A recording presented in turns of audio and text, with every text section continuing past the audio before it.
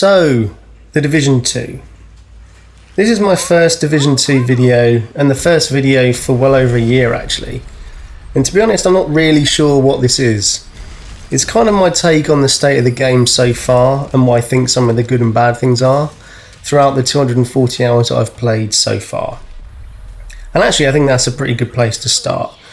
Considering I finished a contract at work the Friday before The Division 2 came out, and I haven't been working since, 240 hours is hardly anything compared to how much I thought I'd have played by now. But the reasons for this probably will become clear as I talk about some of the issues with the game later on. So I started off with the beta when it came out, and immediately I really liked a lot of the changes that had been made over the Division 1. I thought the armor bar concept was better overall. I liked the removal of the burst healing, it made for more tactical gameplay. And generally the world is just so much more alive than it was in the Division 1. I was initially concerned that removing the concept of firearms, stamina and electronics as stats on gear was going to simplify the game, but it hasn't really done that. And on the contrary, the way the brand sets have been designed, along with the attribute restrictions on some of the talents, creating a good build is arguably harder than it was in the Division 1. And this isn't helped by having so many layers of RNG and having so many restrictions on calibration and crafting, although thankfully crafting has been improved in the latest update. The 1 to 30 experience I thought was really good. The side missions were way less repetitive than the first game, and the main missions had more depth to them. Let's face it, the story didn't win any awards, but I enjoyed it, and for me it led to a more believable endgame where the world is so much more alive with faction wars, checkpoint takeovers, as well as weekly invasions, although they do get a little bit tedious after a while. Once you hit World Tier 5, however, and start properly grinding for endgame builds, that's where the main issue of the game really becomes apparent. And that's that there still is no real build diversity, and actually grinding for a build with the stats and attributes that you want is nigh on impossible. I did toy with the idea of making some build videos earlier on, but I never really saw the point because there's really only a few variations on 1 or 2 viable builds, and frankly RNG was so punishing that I only ever managed to piece together one decent 377 compensated build that I pretty much stuck to for all missions. I did try to put together a skill build pre the latest update, and although it was fun and strong enough to solo through challenging missions, it just wasn't efficient as efficient as blazing through the missions, shooting enemies in the face with my assault rifle. In the Division 1, loot rained from the sky just as much as it does in the Division 2.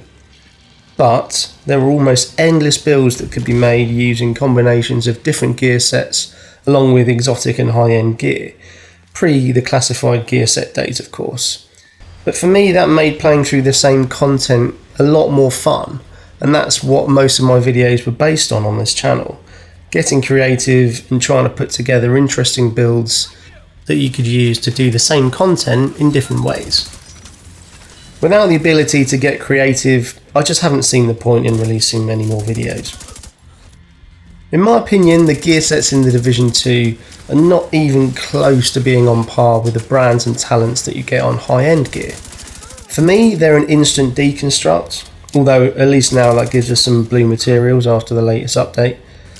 I do hope they get a massive rework at some point down the line. I'm really not a fan of the Harry Potter style set bonuses, and I just don't think they belong in a game like The Division.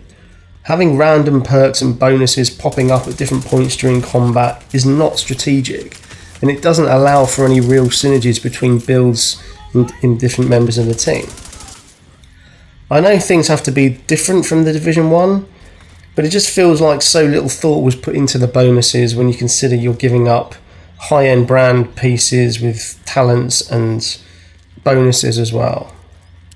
Until they're reworked, I just don't see anyone using them outside of niche scenarios or just trying them out for a laugh.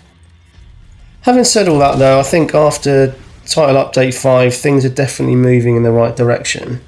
I haven't played since before TU4 came out, as it didn't really offer anything to fix what I deemed was wrong with the game at the time.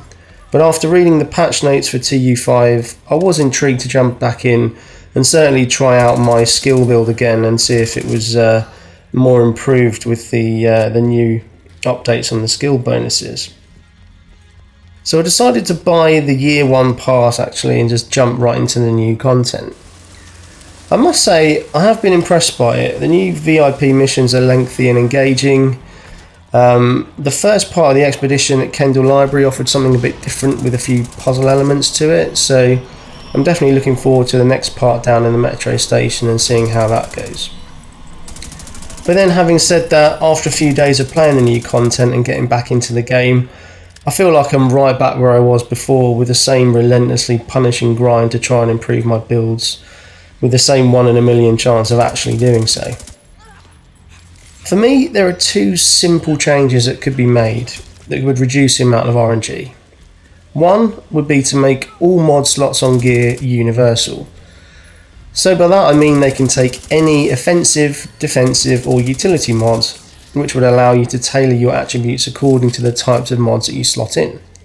That way, if you're building for a Berserk and Clutch build, you can stack in offensive mods and restrict the blues, or if you're going for a Bloodsucker build, you can just slot in all blue mods. And it just makes it more flexible how you can meet the attribute restrictions on the talents, and it's going to allow you to try more new things out.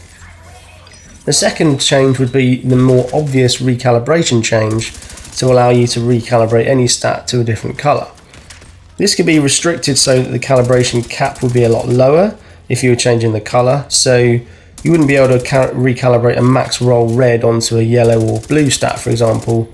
It could be potentially capped at like 60% of the maximum as like a sensible compromise. Any of these changes would be a huge step in the right direction, but for whatever reason, Massive seem to be reluctant to go down this route, so we'll just have to wait and see what they have planned further down the line. At least for now though, skill builds are really fun and actually viable, so I'll probably do a video or 2 later about some good builds that I've played around with recently. But for now though, that's it from me. Let me know in the comments if you want me to do a quick review of the build I'm using in the footage. It's a 577 with spotter and a 6-second downtime pulse, along with on the ropes and unstoppable force.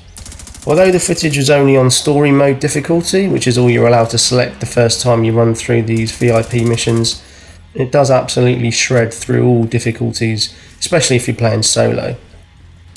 Until next time though guys, take care and enjoy the new missions.